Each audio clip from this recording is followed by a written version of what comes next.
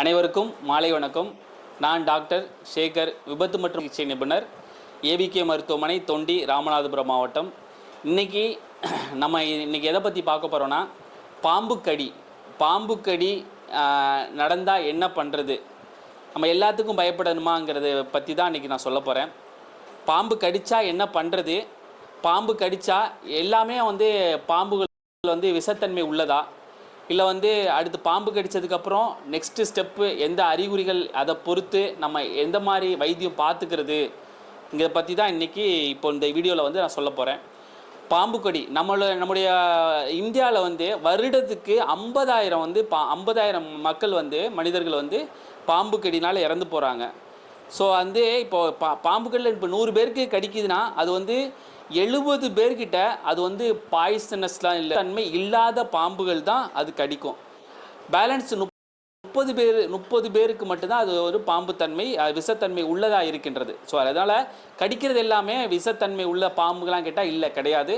அதில் 70% விஷத்தன்மை இல்லாத பாம்புகள் தான், 30% தான் விஷத்தன்மை உள்ள பாம்பு. ஸோ அதனால் இப்போ நம்ம என்ன பண்ணுறோம், இப்போ பாம்பு கடிச்சிட்டா நம்ம என்ன பண்ணுறதுன்னு கேட்டால், முதலுதவி, ஃபஸ்ட் எய்ட். அதாவது முதலுதவினா, முதலுதவிங்கிற நேமே அதிலே தான் இருக்குது. முதல் உதவி, அந்த நேரத்தில் அந்த டைமில் நம்ம கையில் கிடைக்க குணங்களை வச்சு நம்ம பண்ணக்கூடியது தான் முதல் உதவி. ஸோ அதில் பாம்பு கடிச்சிருச்சுன்னா நான் ஃபஸ்ட்டு எது பண்ணலாம் எது பண்ணக்கூடாதுங்கிறத ஃபஸ்ட்டு சொல்லிடுறேன். முக்கியமாக ஒரு விஷயத்தை ஒரு மனிதன் எது பண்ணணுங்கிறதோட எது பண்ணாமல் இருக்கிறதுங்கிறது ரொம்ப ரொம்ப அவசியம். எது பண்ணலைன்னு, எது நம்ம ஒழுங்கானது தேவையில்லாத பண்ணாமல் இருந்தாவே நம்மளுக்கு ஒன்றும் பெரிய தொந்தரவுகள் ஏற்படாது. அது மாதிரி தான் இப்போ பாம்பு கடிச்சிட்டா எது பண்ணக்கூடாதுன்னா, ஃபஸ்ட்டு எடுத்தோடனே ரொம்ப பாம்பு கடிச்சுன்னு சொல்லி ரொம்ப பயப்படக்கூடாது. பக்கத்தில் பாம்பு கடித்தவங்களும் பயமுறுத்தவும் கூடாது. ஃபர்ஸ்ட் ஆஃப் ஆல் அதுதான் மெயினாக பண்ணக்கூடியது. ரொம்ப பதட்டை அதிகமான ஹார்ட் பீட் அதிகமாக, அந்த கடித்த ஒரு விஷத்தன்மை அதிகமாக பரவுறதுக்கு வாய்ப்பு இருக்குது. ஒன்று. ரெண்டாவது, பாம்பு கடித்த உடனே ஓடக்கூடாது. ஃபஸ்ட்டு ஓடும்போது என்னென்னா, அதோடைய ஹார்ட் பம்பிங் அதிகமாக, ரத்த ஓட்டம் வேகமாக போகும்போது அது விஷத்தன்மை உடனே எல்லா இடத்துக்கும் பரவுறதுக்கு வாய்ப்பு இருக்குது. ஸோ வேகமாக ஓடவும் கூடாது. அந்த கடித்த இடத்துல நீங்கள் படத்துலலாம் பார்த்துருப்பீங்க, கடிப்பாங்க, சரிங்களா? வாயால் கடிக்கக்கூடாது, கத்தியால் ஏதாச்சும் கீறக்கூடாது, கிழிக்கக்கூடாது. சில வைத்தியங்கள்லாம் பண்ணுவாங்க, கல்லை வச்சு தேய்க்கிறது, இந்த மாதிரி எலக்ட்ரிக் வச்சு ஷாக் கொடுத்து அது இது பண்ணுவாங்க. ஸோ இந்த மாதிரி விஷயங்கள்லாம் பண்ணவே கூடாது. மெயினான ஒரு காரணம் தான். முக்கியமாக பார்ப்பாங்க, அந்த பாம்பு கடுத்துட்டு மேலேயும் கீழேயும் கட்டுவாங்க. கட்டுறதுனா முன்னாடி ஒரு ஸ்டேஜில் கட்டுறது லைட்டாக கட்டுவாங்க. ஓகே, நீங்கள் கட்டுறதுனால அதிகமாக காலே இலக்க நேரிடல அளவுக்கு ஒரு தப்பான முறை அது. ஏன்னா நம்ம கடித்த இடத்துல நம்ம கயிறை வச்சு மேலேயும் கீழேயும் கட்டிடுறாங்க. மேலேயும் கீழேயும் கட்டும்போது அந்த காலே அழுகி போயிடுது. ஏன்னா ரத்த ஓட்டம் நம்ம காலுக்கு கிடைக்கணும். நீங்கள் லைட்டாக சூப்பர்ஃபிஷியலாக மேலாப்பில் கட்டுறதுக்கும் கட்டுறதுக்கும் டிஃப்ரென்ஸ் இருக்குது. மேலாப்பில் கட்டினா ஃப்ளோ எப்படியும் போகும், கட்டினா ரத்த ஓட்டமே போகாமல் போயிட்டு அந்த இருக்க உறுப்புக்குமே அழுகி போகிற நிலைமைக்கு போயிடும். ஸோ இந்த இவ்வளோ சொன்ன விஷயங்கள்லாம் கண்டிப்பாக பண்ணக்கூடாது. சரி, வேறு என்ன பண்ணலாங்க சார்னா, ஃபஸ்ட்டு ரைட்டுன்னு ஒரு இதுக்குன்னு நம்ம WHO நம்ம அதான் பாம்பு கடி அந்த ஒரு ட்ரீட்மெண்ட் கொடுக்கக்கூடிய ஒரு அமைப்பு நம்ம ரைட்டுன்னு ஒரு அப்ரோச் கொடுத்துருக்காங்க நிமோனிக்கு. ரைட்டு, ஓகேங்களா? ஆர் ஃபார் ரீஅஷூரன்ஸ்னால் அவங்களுக்கு நீங்கள் அவங்கள கூலாக்கணும். ஃபஸ்ட்டு பயமுறுத்தாமல், ஒன்றும் இல்லை எதுவும் எல்லாமே விஷத்தன்மை இல்லை கிடையாது. ஸோ அதனால் அவங்கள கூலாக்கணும் ஃபஸ்ட்டு. ரைட்டுக்கு ஆர், அதுதான் நிமோனிக். ஐ ஃபார் இம்மொபிளைஸ், ஓகேவா? ஐனா காலை அதாவது ஒருத்தவங்க ஃப்ராக்சர் ஆகிடுச்சுன்னா இப்போ கை கட்டு போடுவாங்கல்ல. ஸோ கட்டு போடுற மாதிரி அந்த மாதிரி ஒரு சப்போர்ட் வச்சு, ஏதாவது ஸ்கேலோ இல்லைன்னா கம்பு வச்சோ இந்த இடத்துல அடிப்பிச்சா இங்கே ஒரு இது வச்சு சப்போர்ட் வச்சு அது இம்மொபிளைஸ், அதாவது மூவ் பண்ணாமல் அளவுக்கு வச்சுருந்தாலே போதும், இம்மொபிளைஸ், ஓகேங்களா? அப்புறம் ஜிஹெச்னு சொல்லி பக்கத்தில் கெட் டு த ஹாஸ்பிட்டல், அதாவது பக்கத்தில் உள்ள ஹாஸ்பிட்டலுக்கு போகணும். அப்புறம் டி ஃபார் ஏதாவது உங்களுக்கு ஓகே, அவங்களுக்கு என்ன தொந்தரவு இருக்கோ அதை மருத்துவர்கிட்ட சொல்லணும். இதுதான் நீங்கள் பண்ணக்கூடிய விஷயங்கள். இதுதான் அவங்கள கூலாக்கணும். ஃபஸ்ட்டு இம்மொபிளைஸ், அவங்கள எந்த இதுவும் நடக்க விடக்கூடாது. அவங்கள கடித்த கையில் அடிப்பட்டதால கால் அடிப்பதால அவங்கள நடக்க விட, காலில் அடிப்பா நடக்க விடாது, கை அடிச்சுன்னா கையை வந்து மூவ் பண்ணாமல் அப்படியே வச்சுக்கணும். இதுதான், இந்த 2 விஷயத்தை ஃபாலோ பண்ணுங்கள் போதும். ஓகேங்களா? இது வந்து அடுத்து நம்ம என்ன பண்ணால், எல்லாமே பாம்பு வகைகள்லாம் விஷத்தன்மை உள்ளதான் கிடையாதா? கண்டிப்பாக கிடையாது. 100 பேரில் கடிக்கிறதுல 70% பாம்பு விஷத்தன்மை கிடையாது. அதுபோல் வந்து நம்மளுடைய இந்தியாவில் வந்து மேஜராக பாம்பு விஷத்தன்மை உள்ள பாம்புகள் கேட்டால் 4 வகையான பாம்புகள். ராஜநாகம் கேள்விப்பட்டிருப்பீங்க, நாகப்பாம்பு கேள்விப்பட்டிருக்கீங்க. ஓகேங்களா? ராஜநாகம், நாகப்பாம்பு இது ஒரு வகை. 2வது வந்து கட்டு விரியன். கட்டு விரியன்கிறது 2வது வகை.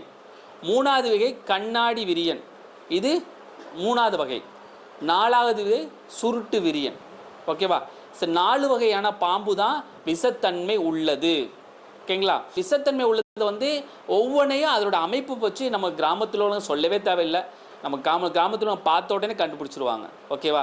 அப்போ நாகப்பாம்பு, ராஜநாகத்துக்கு அவங்களுக்கு அதுக்கு வந்து நம்மளுக்கு அங்கே கண்ணாடி தலையில் பார்ப்பாங்க, அந்த ஒரு ஷேப்பு ஸ்பெக்டகிள்ஸ் கண்ணாடி ஷேப் இருக்கும்.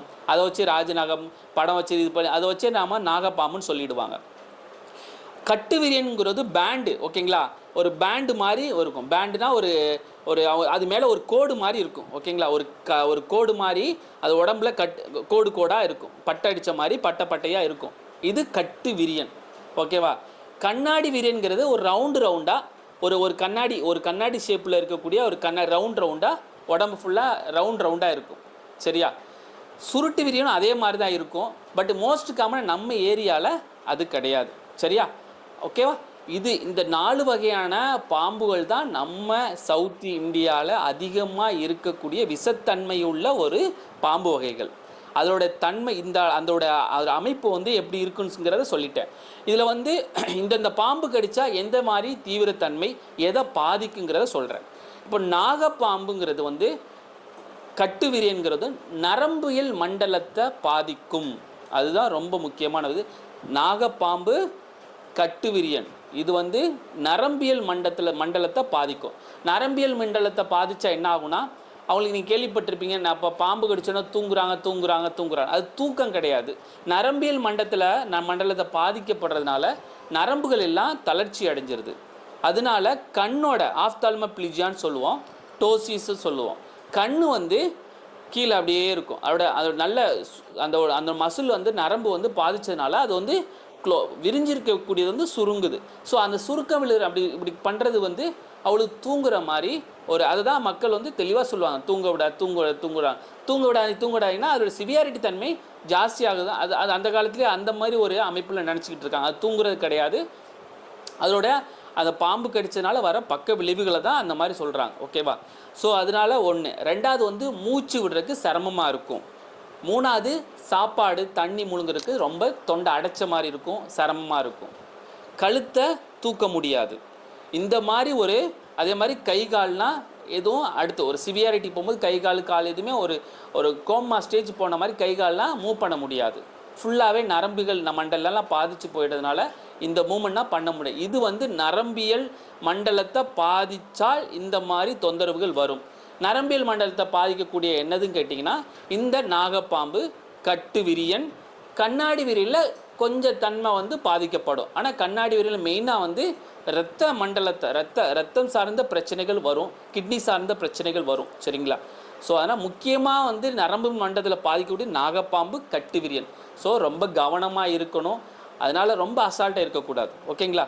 அப்போ கண்ணாடி விரியனுக்கும் இந்த சுருட்டு விரியன் எந்த தொந்தரவு தான் ஏற்படும்னா, இது முக்கியமாக வந்து அது ரத்த கசிவுத்தன்மையை ஏற்படுத்தும். ரத்த கசிவுத்தன்மைனா யூரினில் ரத்தம் வர வாய்ப்பு இருக்குது, பல்லில் ரத்த கசிவு வர வாய்ப்பு இருக்குது, வாந்தி வந்து ரத்தமாக வரலாம், மோஷனில் ரத்தமாக வரலாம், உடம்புல வந்து சகப்பு தன்மைனா வர வாய்ப்பு இருக்குது.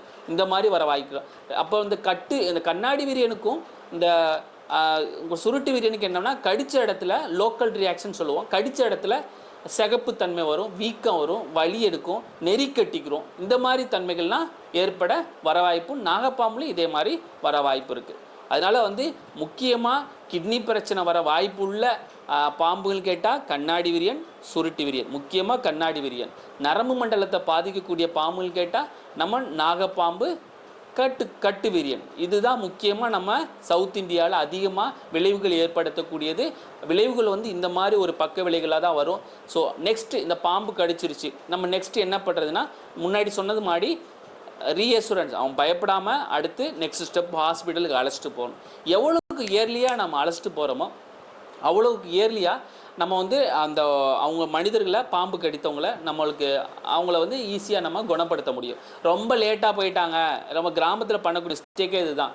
சுற்றி முற்றி வெளியிலலாம் முத்துட்டு ஒரு இதெல்லாம் மந்திரம் பண்ணுறது, இதெல்லாம் பண்ணுறது, நேட்டிவ் ட்ரீட்மெண்ட் அதெல்லாம் பண்ணிவிட்டு, நான் நேட்டிவ்னு நான் இழிவாக சொல்ல விரும்பலை, பட் அதனால் ஒரு அப்ரூவல் இல்லாது, ஓகேங்களா? அந்த மாதிரி சுற்றிட்டு லாஸ்ட் நேரத்தில் வரும்போது நம்மளால் எதுவுமே பண்ண முடியாது.